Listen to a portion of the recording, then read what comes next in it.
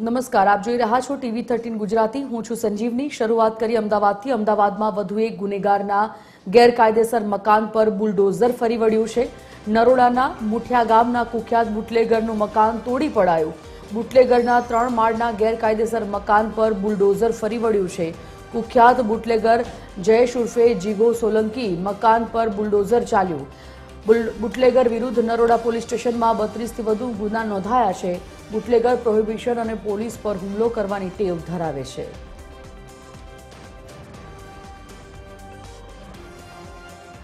સંવાદદાતા Bhavesh phone line પર જોડાઈ ગયા છે। ભાવેશ, જે પ્રકારે એક બુટલેગરના ઘર પર બુલડોઝર ફરી વળ્યું છે, 22 જેટલા ગુનામાં તે સંડોવાયેલો હોવાની વિગત, શું વિગત છે? સંજીવની વાત કરવામાં આવે તો અમદાવાદ શહેર પોલીસ દ્વારા થોડાક સમય પહેલા જ જે કુખ્યાત બુટલેગરો છે, ગુનેગારો છે, તેમના ગેરકાયદેસર બાંધકામો તોડવાની કામગીરી કરવામાં આવી હતી।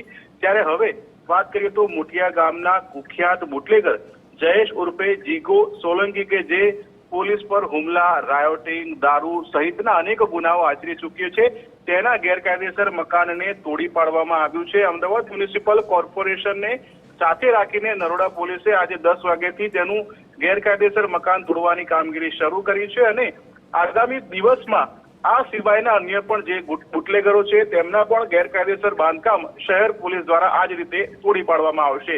સંજીવની, જાણકારી માટે આભાર ભાવેશ। તો બુટલેગરના મકાન પર બુલડોઝર ફરી વળ્યું છે। અમદાવાદમાં નરોડામાં મુઠિયા ગામના કુખ્યાત બુટલેગરનું મકાન તોડી પાડવામાં આવ્યું। આપને જણાવી દઈએ કે 3 માળના ગેરકાયદેસર મકાન પર બુલડોઝર ફરી વળ્યું છે। પોલીસની હાજરીમાં, પોલીસના જવાનોની હાજરીમાં આ કાર્યવાહી કરવામાં આવી છે। બુટલેગર વિરુદ્ધ નરોડા પોલીસ સ્ટેશનમાં 32થી વધુ ગુના નોંધાયેલા છે અને મકાન તોડતી વખતે પોલીસનો કાફલો નરોડા વિસ્તારમાં ગોઠવી દેવામાં આવ્યો છે। આ 3 માળનું મકાન જે ગેરકાયદેસર હતું તે મકાન પર હવે કાયદાકીય પગલાં લેવામાં આવ્યા છે। જયેશ ઉર્ફે જીગો સોલંકી કે જે 32 જેટલા ગુનામાં સંડોવાયેલો છે અને સાથે જ ઘણા બધા ગેરકાયદેસર પ્રવૃત્તિઓ સાથે પણ તેનું નામ સંકળાયેલું હોય, આ કુખ્યાત બુટલેગરનું મકાન તોડી પાડવામાં આવ્યું છે પોલીસની હાજરીમાં।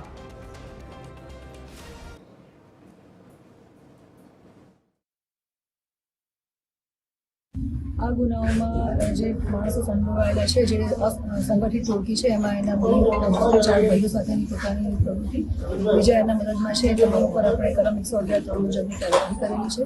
વારંવાર એના ઉપર પાસાની પણ કાર્યવાહી થયેલ છે, છતાં પણ એને આ પ્રકારની પ્રવૃત્તિ ચાલુ જ રાખેલી હતી। આ પ્રકારની પ્રવૃત્તિથી ગેરકાયદેસર જે પ્રવૃત્તિઓ છે એનાથી એના બેંકના ટ્રાન્ઝેક્શન જે આપણને મળ્યા છે પોલીસની તપાસ દરમિયાન, એ 1 કરોડથી 1.5 કરોડ જેવા છે, જે બાબતે પણ અમે ઇન્કમટેક્સ સાથે આ માહિતી શેર કરી છે। 100 કલાકની જે સામાજિક તત્વોની કામગીરી કરવાની કાર્યવાહી ચાલુ હતી એ વખતે જ આપણે જે મિલકત સંબંધી ડિટેલ્સ છે આપણે કોર્પોરેશન સાથે શેર કરેલી હતી અને કોર્પોરેશને તમામ એની પોતાના નોર્મ્સ પ્રમાણેની કાયદેસરની કાર્યવાહી પૂરી કરેલી છે।